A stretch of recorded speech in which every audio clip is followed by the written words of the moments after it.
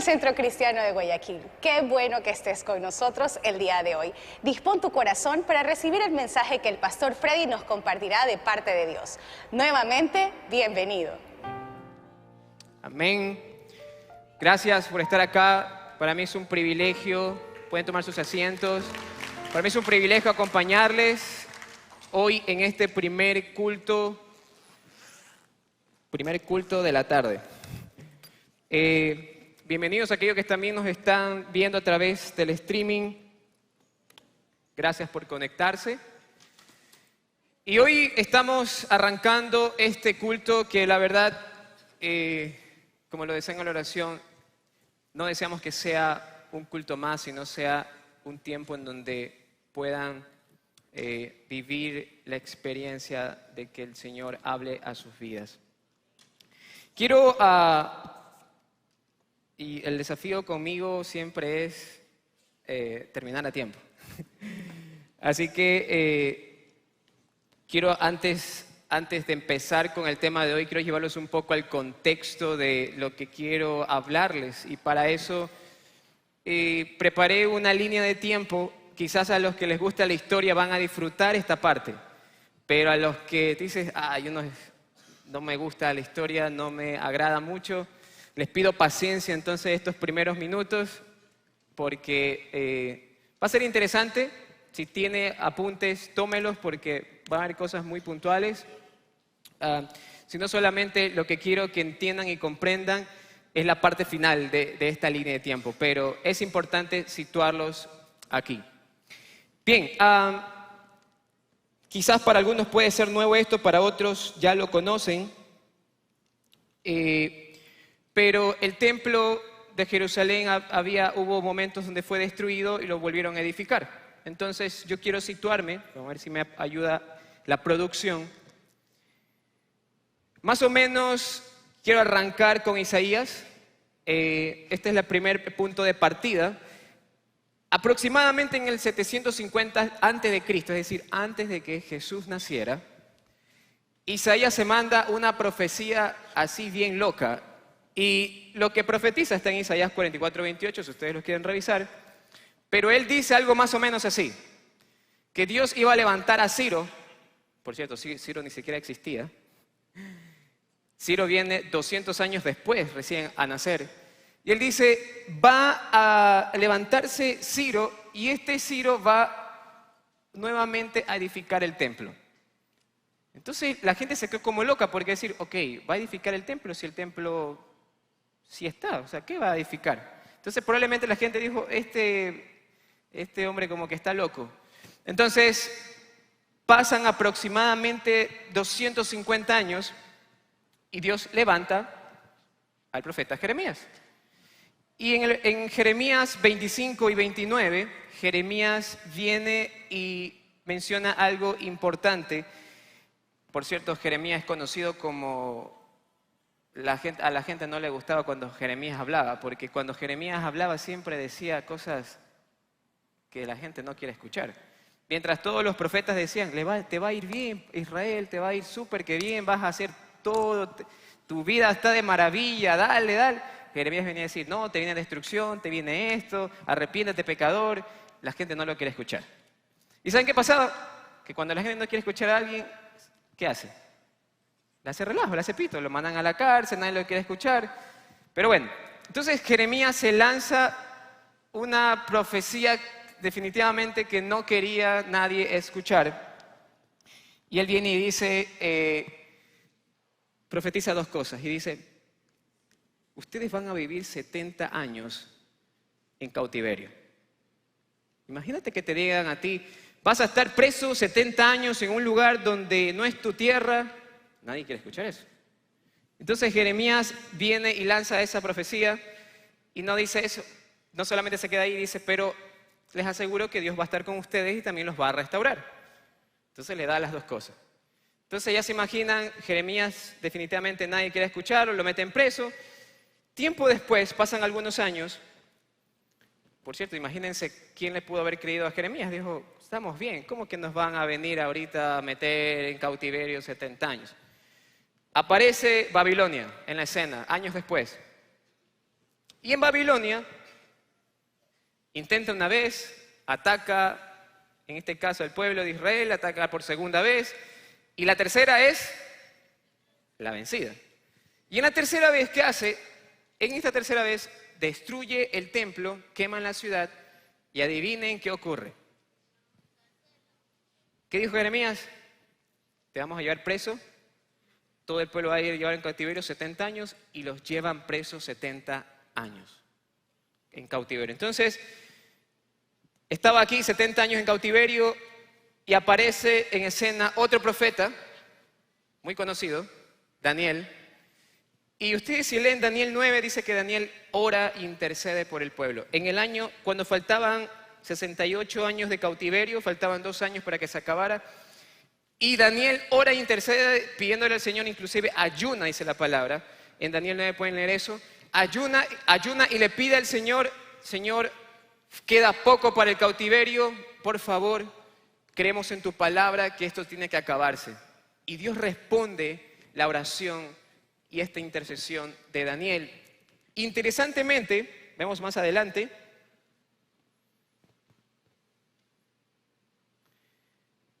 miren quién aparece en escena. ¿Quién había dicho que Ciro iba a aparecer? Isaías, hace muchísimos años atrás. Y Dios levanta a Ciro, y por cierto, Ciro no era rey de Israel, era un príncipe malo, pero interesantemente Dios usa a Ciro, dice que el Espíritu viene sobre Ciro, y a Ciro le da por ayudar a los judíos. Se acaba, justo en el año 70, justo cuando se acaba el cautiverio, viene en ese momento, Ciro se levanta y dice, ¿saben qué? Vamos a ayudar a Israel. Y le voy a dar dinero a los judíos para que regresen a Jerusalén. Y adivinen qué haga. Puedan reconstruir el templo. ¿Hasta ahí vamos? Oh, bien, ok. Entonces, en este cautiverio, los historiadores dicen que aproximadamente había cerca de 1 millón de judíos que estaban en Babilonia, de los cuales solo regresan aproximadamente 50.000. O sea que el 5% regresó.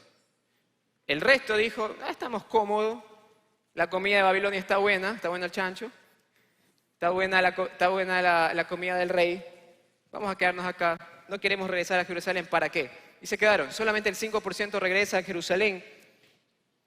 Y en ese proceso empiezan por 2 años y medio a poner fundamentos. Ustedes pueden leer en Esdras 3, empiezan a poner fundamentos para reconstruir el templo. Por 2 años y medio. Y las personas que lideraban esto eran 2 personajes, Zorobabel y Josué. Este no es el Josué que está más atrás con Moisés, no, este es Josué el sumo sacerdote.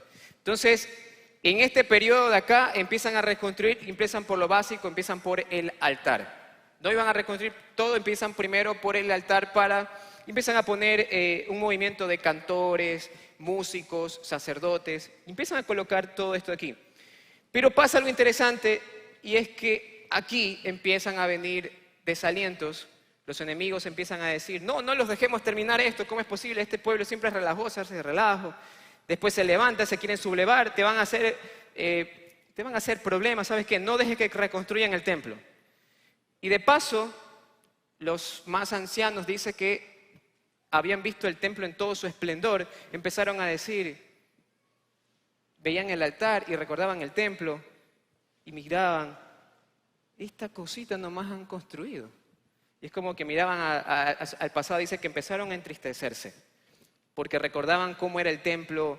Imagínense que estamos aquí y Dios no quiera, no podemos estar en el auditorio de acá del CCG y empezamos a reunirnos sencillamente en un lugar recóndito y tú empiezas a recordar, yo me acuerdo cuando tenía aire y disfrutaba de las bancas y se entristecieron.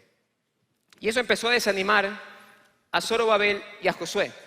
Entonces, producto de eso, producto de los enemigos, detienen la construcción. 2 años y medio venían haciendo las cosas bien, detienen la construcción. Y Daniel se entera de eso. Y en Daniel 10, Daniel ya estaba anciano, una vez más empieza a orar e interceder. y él intercede, eso pueden ver en Daniel 10, y Daniel empieza a pedir, Señor, haz algo. Haz algo. Y luego de eso pasan 16 años en donde no se hizo nada.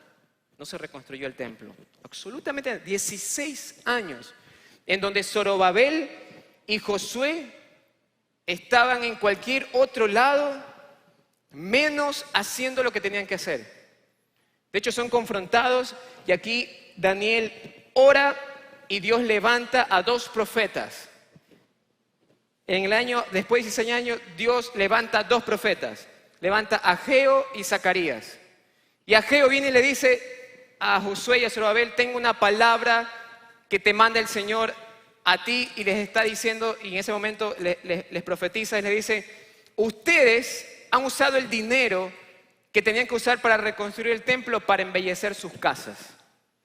Y están malgastando el dinero. En lugar de preocuparse por la obra, empezaron y desviaron su corazón. 16 años estuvieron haciendo cualquier cosa, probablemente apartados, Josué, Zorobabel. Y aquí viene la parte interesante, y es que esas profecías despiertan a Josué y a Zorobabel nuevamente, y su corazón se vuelve a encender por la obra de Dios, y terminan el templo. Y lo terminaron en 4 años, después de este punto. 4 años. Lo que no pudieron hacer en 16 porque su corazón estaba desviado. Pasaron la prueba. Se acabó la historia. Ahora, ¿por qué les quería contar un poco esto? Porque este es el contexto para el personaje que quiero hablarles el día de hoy, y es Josué, el sumo sacerdote. Recuerdan que hay 2 profetas que le profetizan a estos 2 hombres. Uno fue Ageo, que fue el que le dijo sin pelos en la lengua, ustedes están haciendo cualquier cosa menos lo que deben hacer. Pero también estaba Zacarías. Y Zacarías tiene una visión. Y en esa visión, él ve a Josué. Pero antes de empezar con este punto, que por cierto el título de este mensaje se llama Quítenle esa ropa sucia. Y quiero compartirles algo. De hecho, voy a ser un poco infidente en esto. ¿Cuántos de ustedes, no levanten la mano porque no quiero exhibirlos, pero cuántos de ustedes tienen esa camiseta, pantalón, que tú dices, yo no la boto porque es muy fresca? Y mientras más hueco tenga, es mejor, más cómodo. Bueno, yo voy a confesar, sí tengo un par. Y es muy cómoda, la verdad, muy cómoda, fresca. Y a veces uno se la coloca y ni siquiera siente que tiene ropa encima, entonces es muy cómoda. Y quiero contarles una historia que tuve la versión tanto del hijo como de la mamá. Y voy a contar desde el punto de vista de la mamá, cómo lo vivió ella. Ella me dice, resulta que mi hijo tiene muchas camisetas, me dice Freddy, muchas camisetas, pero siempre se pone la misma camiseta vieja, que estoy cansado de verlo con la misma camiseta. No sé por qué la usa, me dijo, bueno, entonces, ¿qué hace? Que viene y un día toma la decisión, porque dice que a veces te me da hasta vergüenza porque viene a la iglesia con esa camiseta. Ya. Entonces dice que toma la decisión, coge la camiseta del hijo y, como toda buena mamá, la usó para trapear. Mi mamá también hace lo mismo. Hacía lo mismo con mi ropa. Y me dijo, tomé la decisión, y un día dice que el hijo llega a la casa y dice, mamá, ¿qué hiciste con mi camiseta? Si esa camiseta la uso todos los sábados que voy a la iglesia. Y no adivinan qué hizo el hijo. ¿Qué piensan que hizo? Dice que la tomó, la sacó de la escoba y la llevó y la fue a lavar. La fue a lavar, la mamá no se había dado cuenta hasta cuando después de unos días iban a la iglesia y tenía su camiseta nuevamente puesta. La mamá le dijo, yo no sé qué te pasa, ¿por qué usas la misma camiseta? ¿Qué es lo que te ocurre? Y lo mismo sucede, así como a veces tenemos una camiseta que dices, es cómoda, me agrada porque es fresca, a veces nos podemos llegar a acostumbrar con una condición de pecado en nuestra vida. Y se puede sentir muy cómodo lo que estamos haciendo o viviendo. Volvamos a Zacarías 3. Quiero contarles la visión que ocurre en Zacarías 3. Dice, entonces el ángel me mostró, esto está contándolo Zacarías, me mostró a Josué, el Josué que les hablé, que cogió y malgastó ese mismito. El sumo sacerdote que estaba de pie, dice, ante el ángel del Señor. El acusador, Satanás, estaba allí a la derecha del ángel y presentaba acusaciones contra Josué. Entonces Satanás probablemente, yo creo, y esto ya no está en la Biblia por si acaso, yo creo que parte de las acusaciones que hacía quizás que estaba haciendo es, ¿tú crees que vas a ministrar la presencia de Dios nuevamente? Creo que estás loco, ¿verdad? Dios te va a desechar, Josué, no te necesita. 16 años no has hecho absolutamente nada. ¿Qué te hace pensar que vas a hacer algo ahora? ¿Qué te hace pensar que si Dios no te ha redimido desde hace 16 años, qué te hace pensar que ahora Dios te va a redimir? Quizás eran parte de las acusaciones que hacía Satanás en esta visión. O tal vez le decía, ¿sabe que eres un fracasado? Solamente Dios te dio una sola misión. Como sumo sacerdote tenías que ministrar la presencia de Dios, edificar y restaurar el altar y no hiciste nada. Eres un fracasado, Josué. Me imagino que quizás esas eran las cosas que Satanás estaba diciéndole en esta visión a Josué. No lo sé. Pero quiero que recuerden esto. Habían pasado 16 años que él no estaba cumpliendo su función. 16 años que él estaba haciendo cualquier otra cosa. Y la Biblia no dice qué estaba haciendo. La Biblia no menciona cómo se sentía Josué. De hecho, me llama mucho la atención. Josué no dice ni una sola palabra en toda esta visión. Absolutamente nada. Pero hay algo que sí esta visión nos dice y es cuál era la realidad espiritual de Josué. Ahora, es muy probable que el pueblo también lo rechazara. ¿Por qué? Porque el pueblo era consciente y sabía que Josué no estaba haciendo su función. Es como que tú veas a un pastor que ha estado predicando constantemente y de repente no lo vuelves a ver más por acá y te enteras que está haciendo cualquier otra cosa menos la voluntad del Señor. Dios está apartado, lo vi otra vez que estaba por allá en en una fiesta, en una reunión, etcétera, etcétera, etcétera. Dices, yo creo que él está... El pueblo sabía que Josué no estaba cumpliendo con lo que tenía que hacer. Entonces tal vez también recibía acusaciones del pueblo. Ahora les pregunto a ustedes, ¿cuáles son esas voces de acusación que estás teniendo constantemente en tu vida? ¿Cuáles son esos pensamientos de acusación con los cuales estás luchando constantemente y que no te permiten avanzar y acercarte al Señor? Pero si todo es tu culpa. Pero si ya no tienes arreglo.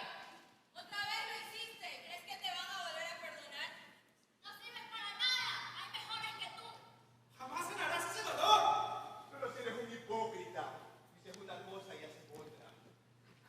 Quizás son parte de los pensamientos que cuando estamos en nuestra vida espiritual y tenemos un momento con el Señor en los cuales no estamos bien, empiezan a venir pensamientos de acusación. Y esos son unos cuantos, quizás otro es, tú estás sucio. Tú estás sucio.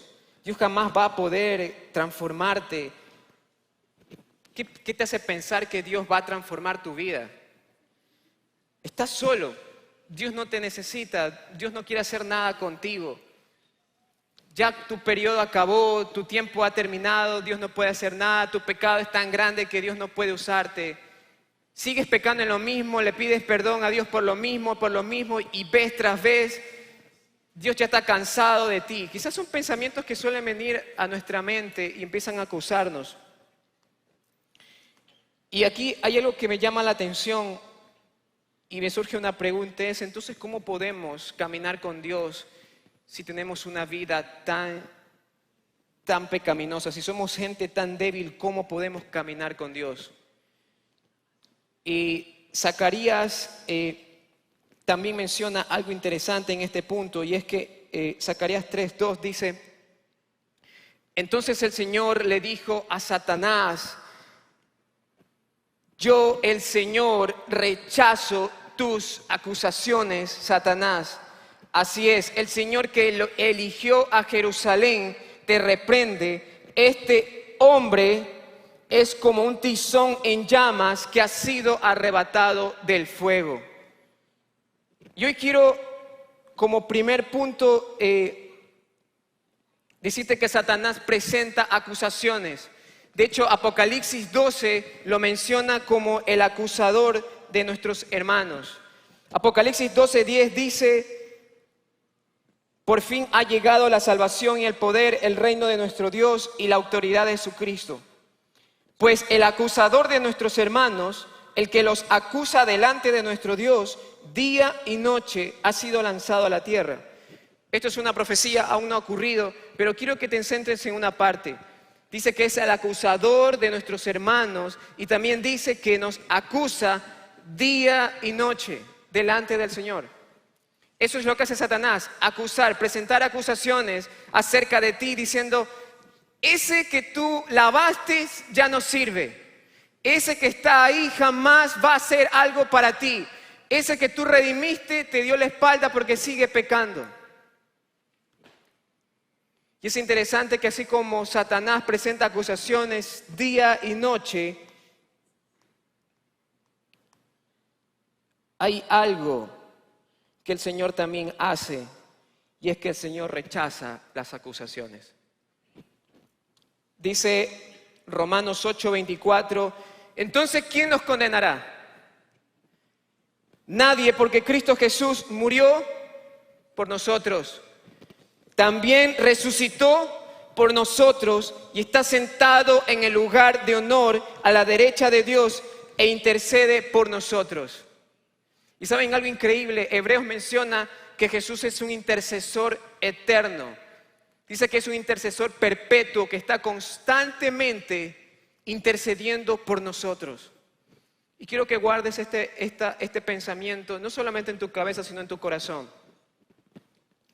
La intercesión de Jesús por nosotros es mucho más fuerte que las acusaciones de Satanás contra nosotros. La intercesión de Jesús es mucho más fuerte que la acusación de Satanás contra nosotros. Y aquí esta historia no se trata de algo que uno puede decir: wow, qué increíble, Dios me perdona. No, se trata de que hay un Dios que es rico en misericordia. De que hay un Dios rico en amor, que un Dios que nos ama de una manera tan desmesurada que personalmente no comprendo. Y la historia no termina ahí.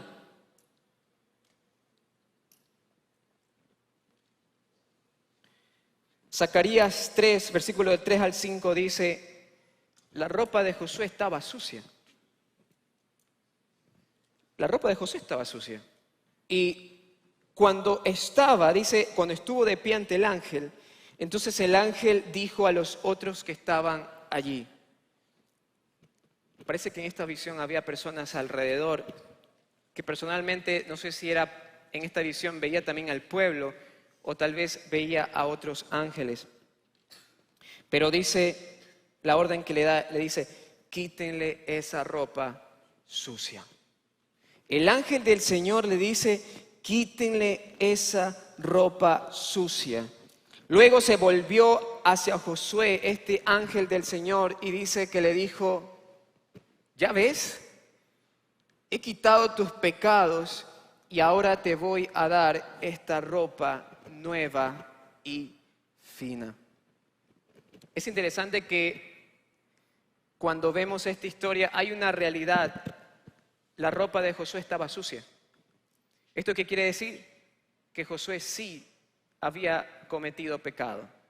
Esa era la realidad espiritual de él. Y aquí quiero decir algo. Hay a veces que cuando Satanás nos está acusando, muchas de esas acusaciones son mentiras. Pero es tan sutil en disfrazar mentiras y colocarles un poco de verdad. Pero el problema es si nosotros tomamos esas mentiras y nos adueñamos de ellas creyendo que es una realidad. Es verdad que Dios es santo, pero también es verdad que Él nos ha justificado a través de Cristo Jesús. Por nuestras propias fuerzas no somos capaces de acercarnos a Él, pero Él nos hace dignos. Y aquí viene algo interesante. En esta visión Zacarías, mientras estaba viendo esta escena, él dice, ok, si estamos dándole ropa, vestiduras nuevas, también démosle una mitra o un turbante nuevo. Y es interesante que le dice Zacarías 3:4, así que ellos le pusieron en la cabeza un turbante sacerdotal limpio y lo vistieron de ropas nuevas mientras el ángel del Señor permanecía cerca. Algunas personas creen que este ángel del Señor es Cristo preencarnado. Que cada vez que en la Biblia escuchamos el ángel del Señor, es Jesús preencarnado. Y es interesante que Juan menciona en los evangelios, refiriéndose a Jesús, dice, he aquí el Cordero inmolado que quita el pecado del mundo. Y ese mismo Jesús le dice, Josué, quiero que te mires, quiero que te veas. En algunas versiones dice, ¿ya ves? Otras versiones dice, mírate Josué, he quitado tu pecado y te he dado una ropa nueva, una ropa fina. Te he cambiado las vestiduras, Josué. Y ese es el tercer y último punto que quisiera compartir con ustedes. El Señor nos da una ropa nueva, una mente nueva. Hay algo que es interesante que pasa en esta historia, y es que el ángel del Señor le habla directamente a Josué que quite sus... no le dice, oye Josué, anda, límpiate y regresa acá para que hablemos. Pudo haberle dicho, oye Josué, busca la manera de que te limpies. Pero es interesante que Dios provee en su gracia vestiduras nuevas. Lo mismo hace con nosotros. Dios no es ese Dios que está diciendo, sabes que si quieres venir a acercarte a mí, primero cambia tu vida completamente, deja de hacer esto y acércate. Él no es así. Él, aún en la santificación es por gracia.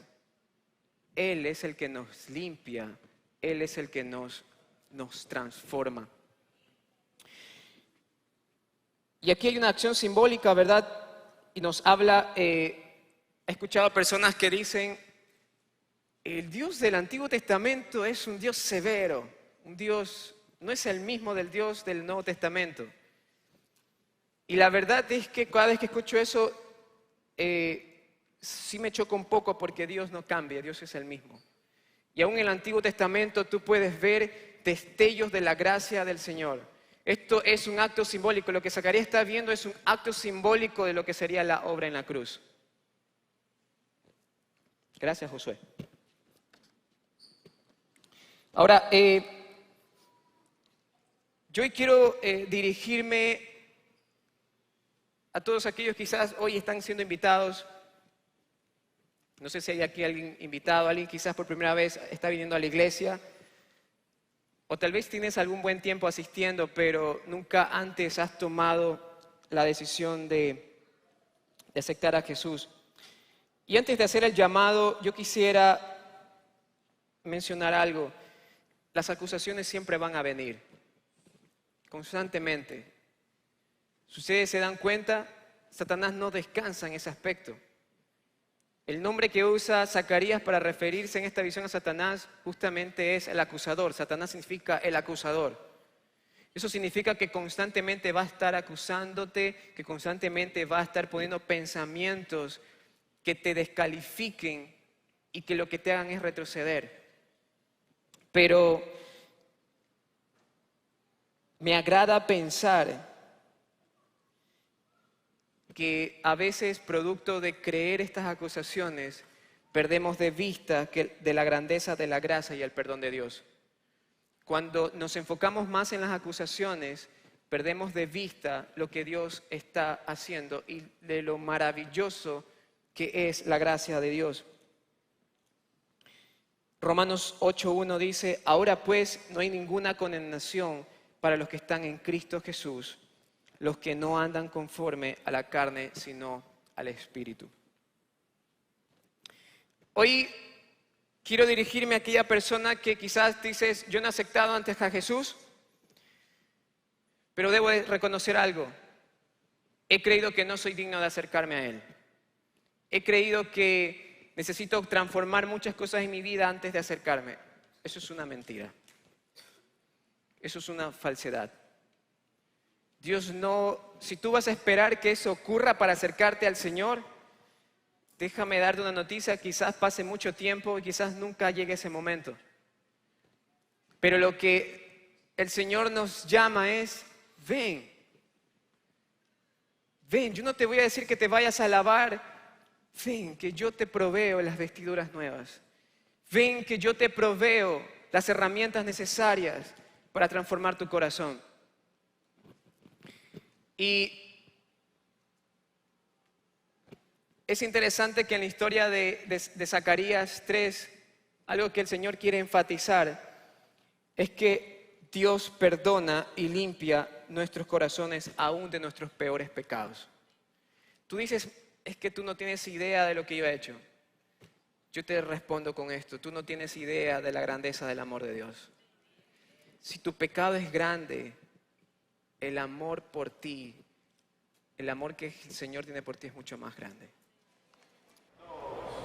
Qué buen mensaje recibimos el día de hoy. Recuerda, si tienes alguna situación o deseas hablar con alguien, nos encantaría ayudarte.